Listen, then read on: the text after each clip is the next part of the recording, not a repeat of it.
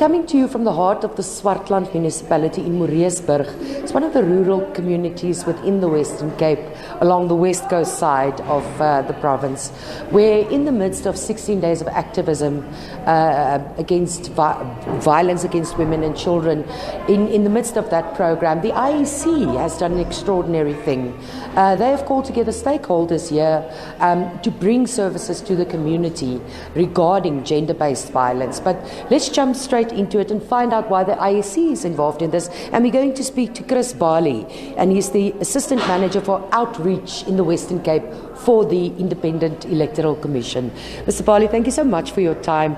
Explain to us why the IEC is doing this program. Yeah, everybody's asking that question. The IEC bring together your right to vote with your right to services. And that is why we, in each of the regions, we make sure that people get services. We work with government departments, we work with other organizations. But this one is very special because this is the only GBV event that we arranged with our stakeholders.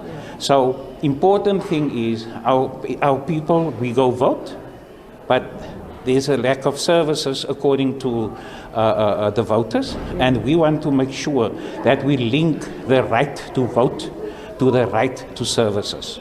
And you also have the power, if you will, for lack of a better word, to bring these stakeholders together, right? Yeah, we don't use the power. We collaborate with stakeholders, right from the National Public Education Department, the provincial department, and other stakeholders. You will see that we have Chapter 9 institutions here. So the power that we have according to Chapter 9 of the Constitution, we make use of that. But most important, the right to vote, and that people must come out and vote.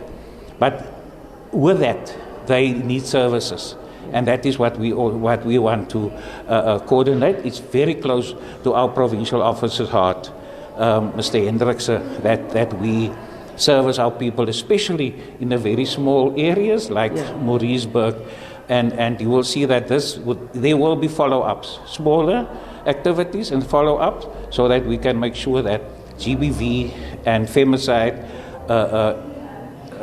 events and activities are working in the small municipalities. And you say there was a specific request to address this topic here. Yes, it was a request to our regional office that they do something with regard to GBV in this area, and we worked with GCIS in arranging all of these activities. Wonderful. And we really appreciate the fact that even commissioners from organizations speech, the municipalities assisted in everything, and that is very important so that our people get their services. Wonderful. Thank you very much. That was Mr. Chris Bali speaking to us there from the IEC, and he's of course the Assistant Manager for Outreach in the Western Cape for the IEC.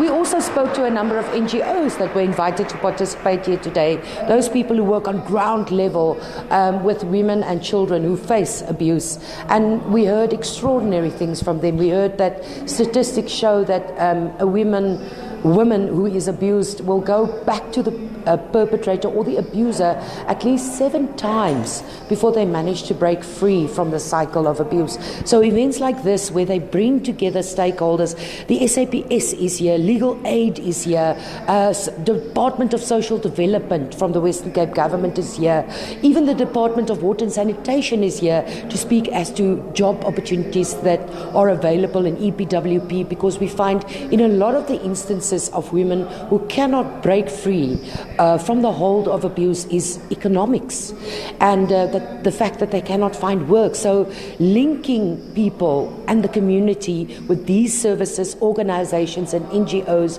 will also go a long way in education, and also showing people that there is opportunity out there to find a way to break free from the cycle of violence and abuse.